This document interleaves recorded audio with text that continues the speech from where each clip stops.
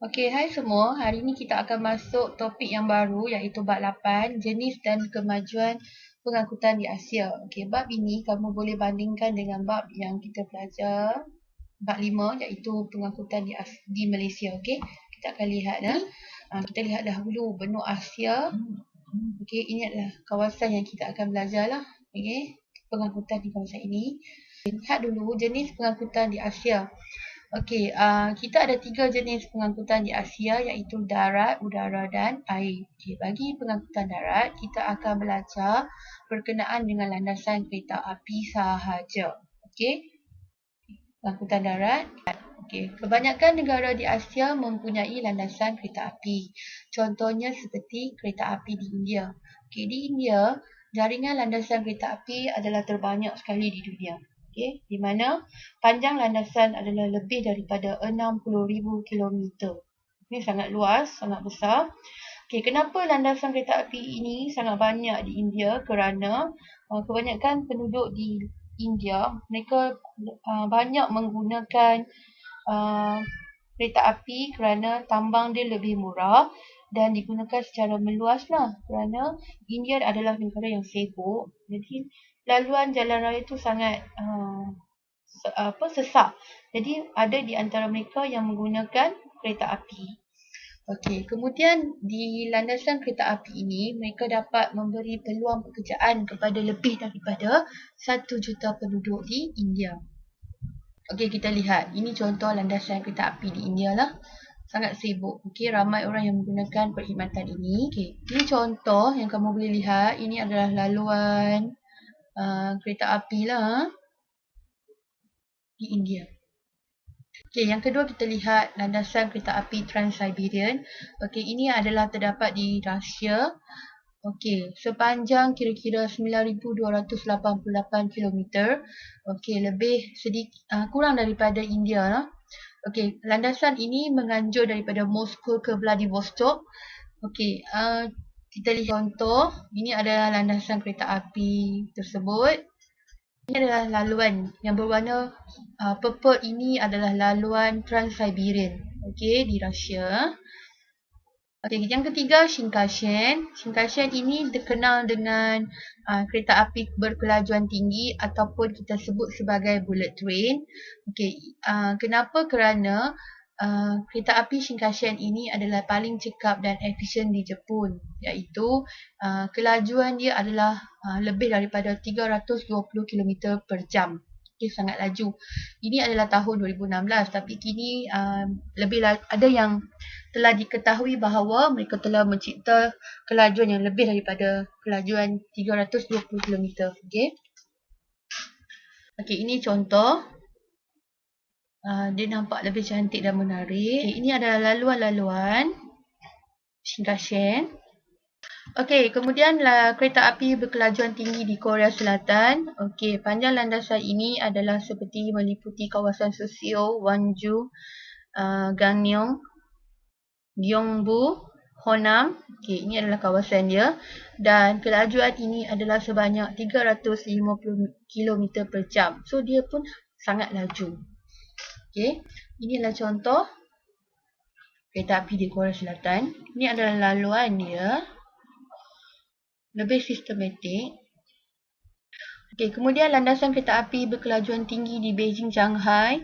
Okey, landasan ini kelajuan dia adalah antara 250 hingga 300 km per jam.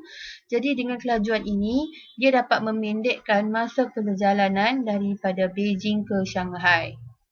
Ini contoh landasan kereta api Beijing, Shanghai. Okey, ini model kereta api mereka. Okey, pengangkutan udara.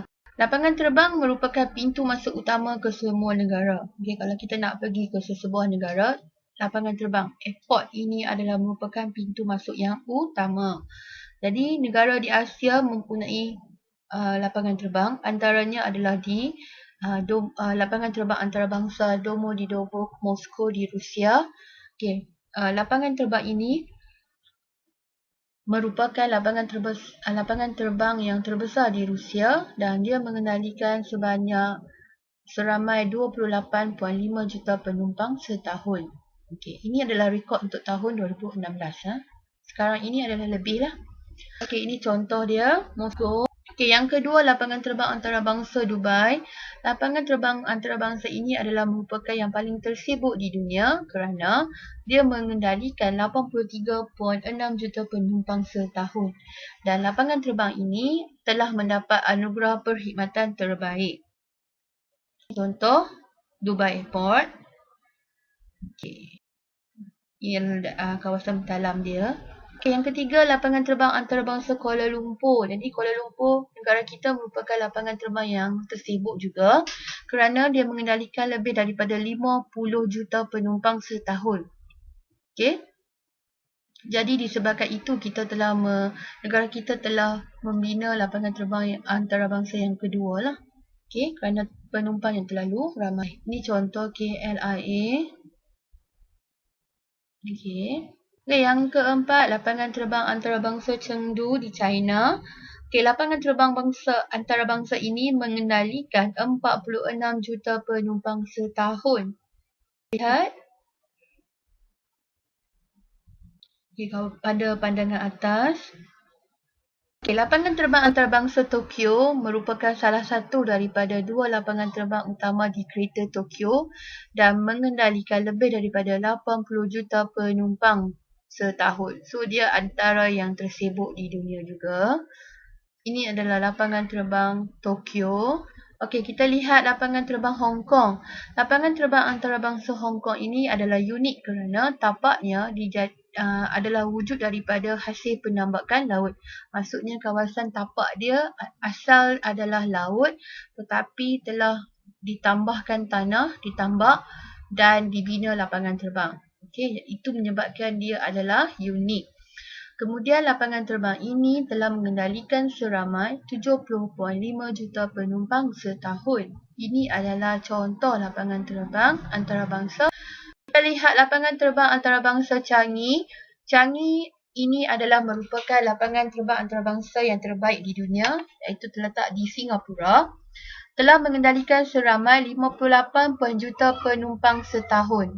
Okay, anugerah yang telah dimenangi oleh lapangan terbang antarabangsa Changi adalah diberi oleh Skytrack. Okay, kita lihat lapangan terbang antarabangsa Changi. Okay, ini adalah contoh dia. Okay, kita lihat pengangkutan air. Pengangkutan air ini di mana pelabuhan merupakan komponen yang penting terutamanya dalam urusan perdagangan. Iaitu pengangkutan air ini sangat penting kepada urusan perdagangan lah. Jadi antara yang pengangkutan pelabuhan yang penting sekali di Asia adalah Jawaharlal di India, di mana pelabuhan ini merupakan pelabuhan kontena yang terbesar untuk negara India, iaitu mengendalikan kira-kira 55% daripada jumlah kontena di pelabuhan India. Pelabuhan Jawaharlal, ini adalah contoh dia. Ini yang adalah kontena. Yang kedua adalah pelabuhan Tokyo, mengendalikan barangan runcit, makanan, kertas, bahan binaan dan sebagainya untuk keperluan penduduk dan industri setempat. Maksudnya, Tokyo mengendalikan banyak barang-barang runcit dan makanan untuk mereka import dan eksport lah. Okay. Ini contoh pelabuhan Tokyo. Okay, ini adalah kawasan dia. Pelabuhan Hong Kong. Pelabuhan Hong Kong ini merupakan pelabuhan yang paling sibuk di dunia kerana banyak kapal yang akan datang berlabuh di situ oleh kerana ianya terlindung daripada bencana alam dan sistem dia adalah lebih efisien dan sistematik. Ini contoh pelabuhan tersebut. Okey. Okey, ini lagi kamu boleh lihat. Okey, pelabuhan Singapura mampu menampung kira-kira 1,000 kapal kontena pada satu-satu masa.